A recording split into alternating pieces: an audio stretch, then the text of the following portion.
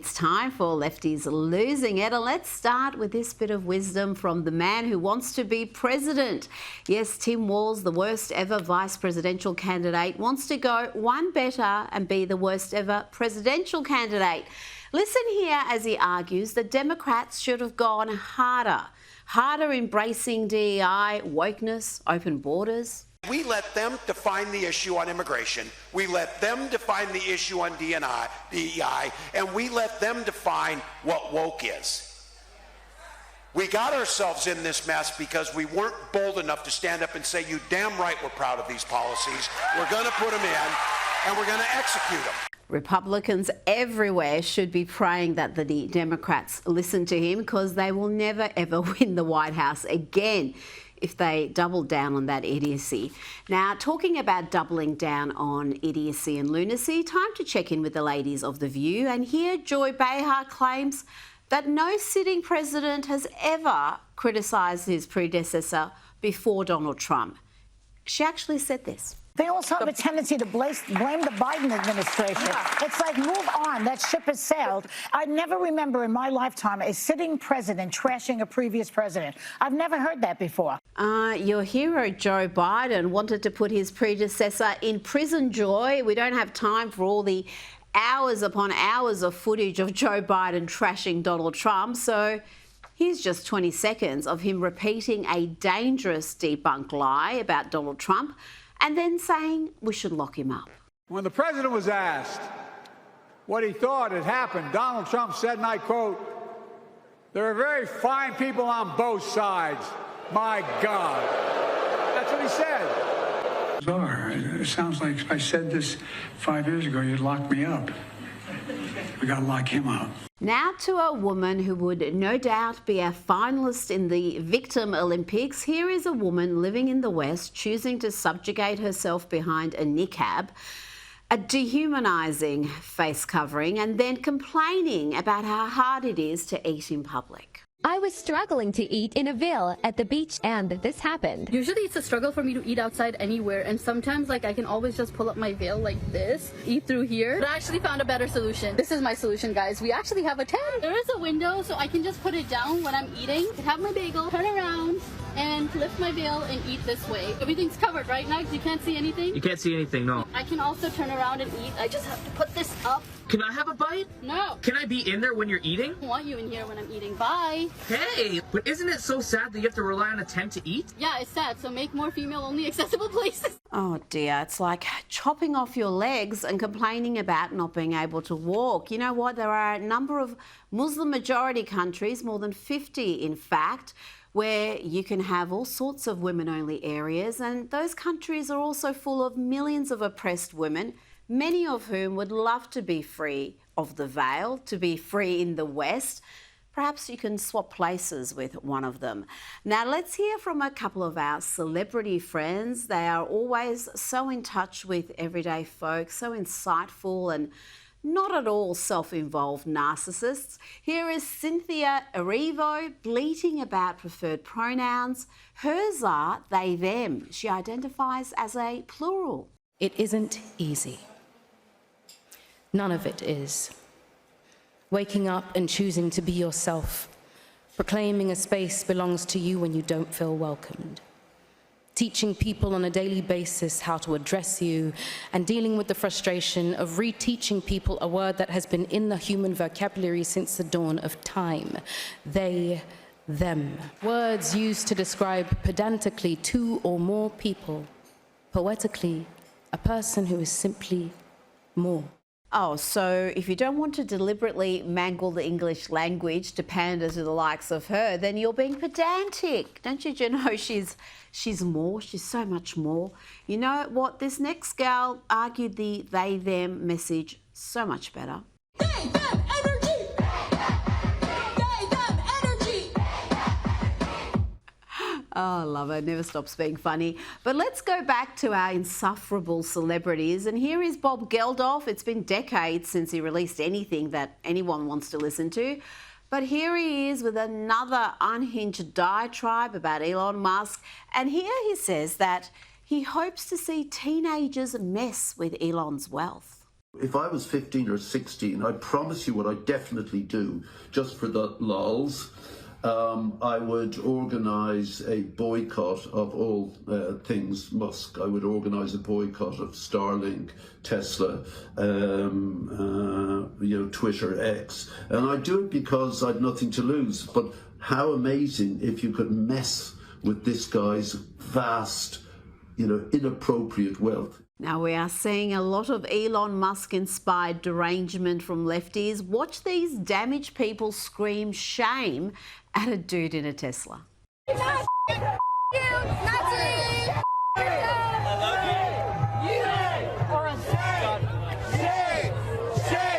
Yes, there's an epidemic of crazy lefty losers who are attacking Teslas and Tesla drivers. And these attacks are becoming increasingly violent. Watch what happened to this 61-year-old woman. This is video from the victim's Tesla camera. It shows a green car pulling up to a Tesla on busy Route 66, then swerving in front to box the Tesla in. The driver then walks over to the 61-year-old woman in the Tesla and reportedly starts hitting her while she's sitting behind the wheel. At one point, the woman says she bit the man's hand. Moments later, the passenger of the green car appears to walk over and pull the attacker away. They finally get back in their car and drive off.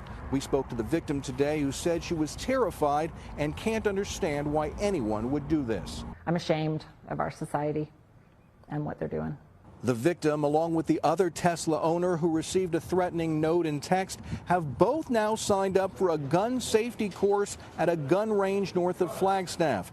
They tell us they don't feel safe right now. Unbelievable. Attacking a 61-year-old woman. Hopefully that lefty loon is behind bars and soon. This next lefty has been arrested for allegedly driving into a pro-Trump protester with his car.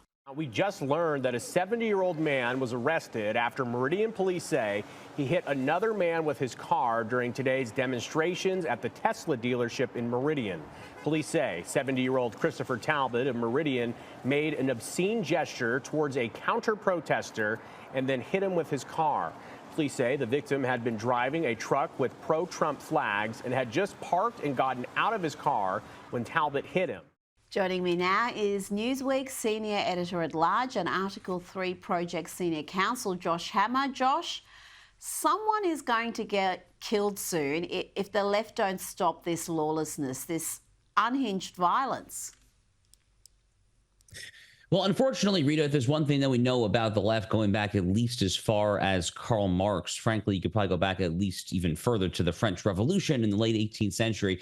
They love violence. Violence is actually part and parcel of what they believe. I mean, if you look at what the modern left stands for, they stand for barbarism against civilization. They stand for tearing things down, not for building things up. And part of that old school Marxist class envy, I think, is really part of what is going on here. Elon Musk is literally the #1 richest man in the world. You cannot pick a more picture perfect target of left-wing classic Marxist ire and angst and frustration than Elon Musk there. This is a man who has built successful companies, not just Tesla, but SpaceX. He's of course now leading Twitter, aka X, into the free speech era and so forth as well there. So it's for all of those reasons, but more to the point, I mean, I as an American who has to live with these people, I have to actually walk down the sidewalk, go to the supermarket, go to the grocery store. I have to look at these people in the face there. I mean, it is these fraying of the civic bonds of citizenship that ultimately in the long term have the pernicious potential to unravel the entire nation if it continues. I'm not saying that the nation is going to disintegrate tomorrow from this, but you have to prosecute this behavior. I mean, you literally cannot let them get away with this there. It kind of reminds me actually of the post-October 7 stuff, the pro-Hamas protest. There was a Jewish man tragically killed by a pro-Palestinian protester, aka kind of a rioter out in Southern California, November. Very similar stuff here. Whatever the cause of the day is, Rita, you can bank on the modern left being violent, but the answer to violence is robust and unapologetic enforcement of the rule of law. Send these bums to jail. If they're not citizens, send them packing out of the country. Are these protests, Josh, partly organised and perhaps funded by Soros activist groups? We're hearing all sorts of reports about how it's almost like shift work for some of these people, where they put the banners down at midday on the dot, for example, and walk off, and others come precisely at the top of the hour. I don't know, it's all anecdotal, but do we know much about who's behind them, who's perhaps helping to fund it? We don't know for sure a lot left yet, but what we do know is that there are a lot of left-wing protests over the past few years, that there have been massive amounts of so-called professional protesters. Professional protesting is now a very common thing on the left. We saw that at Columbia University last April and May during the pro-Hamas demonstrations there, where it was later revealed that a lot of these people were actually brought in by outside forces there. Frankly, a lot of the pro-Hamas stuff actually ends up being orchestrated by just foreign actors, including people affiliated with the Iranian regime, people like that there. I personally do believe, yes, that a lot of this Tesla stuff probably is due to Soros Open Society Foundation, Arabella Advisors, Tides Foundation. It's always the same actors. It's always the exact same actors here. Whatever the cause of the day is, whether it's Black Lives Matter, whether it's Hamas, whether it's anti-Elon Musk anarchy, they gravitate to the cause of the day, and it's toxic and evil no matter what stripe it is. Now to the always charming Democrat Congresswoman Jasmine Crockett, and when she is not mocking disabled Americans in wheelchairs, she is engaging in some, what I see as virulently racist dialogue. Listen here as she claims a black Republican colleague is whitewashed because he married a white woman. Some of our skin folk who definitely are not our kinfolk, such as Byron Donalds, literally it's because you married a white woman and so you think that whitewashed you. I'm not really sure like what it is. You know, I feel like they give him his talking points and he's like, yes, massa, I got it. Charming stuff. Skinfolk are not kinfolk, Josh. Explain the rise of Jasmine Crockett among the Democrats, the way she talks about some of the Republicans who she serves with, the manner in which she conducts herself. You would think it would almost be disqualifying, but she has got significant power and her voice is amongst the loudest right now. Rita, I'll give you my quick take on Jasmine Crockett by way of a musical analogy. So I know that you and I are both big country music fans. I'm less certain how you feel about classic rock, but by way of example here, let's think about the Beatles. The Beatles are Paul McCartney, John Lennon, George Harrison, and Ringo Starr. So when the Squad comes into power in the U.S. House back in 2018, 2019, it's Elon, Omar, Rashida Tlaib, Alexandria Ocasio-Cortez, and then Ayanna Pressley in Massachusetts. But people forget about Ayanna Pressley. I mean, she's kind of like a nothing burger these days. So my theory on Jasmine Crockett is that Jasmine Crockett is making a strong play to supplant Ayanna Pressley as the Ringo Starr of the Squad, because Lennon, McCartney, and Harrison are already taken. But she wants in. She wants in on the band. She will be there in the background. She will do some drums there. She wants in on just the total chaos in the far left flank of the House Democratic caucus there. You know, maybe the most offensive thing about Jasmine Crockett is that she deliberately talks. She puts on this shtick, this act as if she's kind of like just like fresh off the street. She has this accent. She tries to talk. It's so demeaning. I mean, you look at where this woman went to school. She went to extremely expensive, elitist private schools her whole life. This is not how she actually talks. It is literally all an act. I don't know why Democrats feel that they have to put on this act there. If I were a Democratic voter, I would be grossly offended by this. I would just be deeply offended there. I'm obviously not a Democratic voter there. I've played footage of her before she put on this new accent and this new act, and it is an act. And yeah, she was beautifully spoken, that product of a private school education. She went to an elite college, one of the more expensive ones. I had a look at the fees there. They're astronomical, Josh. And suddenly she sounds like as she does. Now let's talk about Vice President J.D. Vance. He recently addressed young Marines at Conoco, and he had this message as he celebrated what he calls a renewed sense of patriotism. No more quotas, no more ridiculous mumbo jumbo, no more diversity trainings. We believe the real strength and the real diversity in the United States Marine Corps is that you all come from every walk of life, come from every corner of America, and you have got the strength and the purpose to win the nation's wars. And that is what the Marine Corps is going to do, just like it's done for damn near 250 years. Josh, DEI is dead, certainly amongst the Marines. It's possibly where it was at its most dangerous and destructive to have these elite ranks being corrupted by things other than meritocracy, to have diversity, equity, inclusion considerations brought in instead of picking who are the elite soldiers who can serve.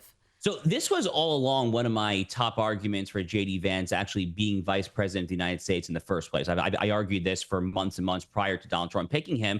And one of the reasons that I think that he is such a good vice president, similarly, actually, one of the reasons why Pete Hegseth is such an inspiring Secretary of Defense, is that these two men are very young. They are in their early to mid 40s, and they are both veterans. They are both combat veterans of the nation's, America's post 9/11 wars. If you want to actually look at what is one of the number one, I would argue probably the number one biggest issue currently facing the United States military, which is plummeting recruitment. The Army, Navy, Air Force, Marines, they've all been missing their recruitment goals by double-digit percentages for multiple years in a row. You need people like the Secretary of Defense, and in this case, the Vice freaking President of the United States, guys who have actually fought in these wars there, to go inspire the young soldiers, sailors, and Marines, to actually go there and put out videos that are disseminated across national television. They're trying to inspire young Americans to actually go to your local recruitment office and serve the military again there. That is exactly what this country needs right now. But thankfully, Rita, at this point, DEI in the military is out. Crippling Obama, Biden-esque rules of engagement seem to be out the door there. America at this point is going to fight limited wars, but when we enter those wars, we are going to enter those wars to win. That is the way that it should be, and J.D. Vance, I think, embodies that to his core.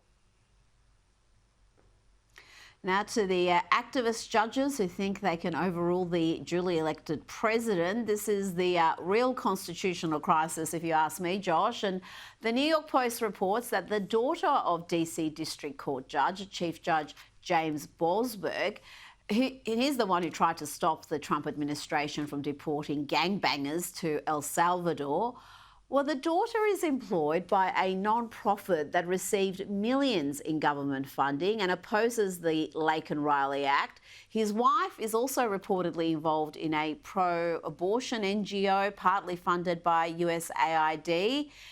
Josh, how is the administration going to handle these activist judges going forward? So thankfully, Rita, Congress and the president have all sorts of remedies that they can attempt to get across the finish line when it comes to reining in what Alexander Hamilton famously referred to as the least dangerous branch, which is the judiciary. So actually, just in today's Wall Street Journal, Chuck Grassley, the senator from Iowa, has this wonderful op-ed praising his new legislation seeking to put an end to so-called nationwide injunctions, trying to bring back the commonsensical notion that when a judge issues an injunction, it binds only two parties, the plaintiff and the defendant.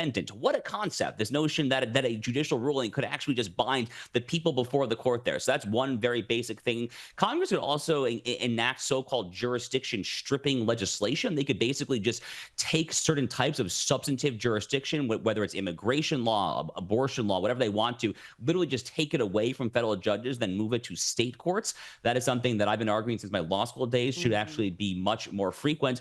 Another thing that I actually do want to see some more momentum here is the idea of judicial impeachment. It's not actually going to go anywhere in the Senate. I'm sober about that. But I do think that you have to start making an example of at least one or two of these judges, whether it's Judge Boasberg in Washington, D.C., Judge McConnell. He's the USAID judge up in the state of Rhode Island there. These guys have to be made an example of, because you have to send a message, a shot across the bow, that we're not going to tolerate this behavior there, that we're not going to allow one judge to shut down the entire executive branch. That is not the system the founders devised.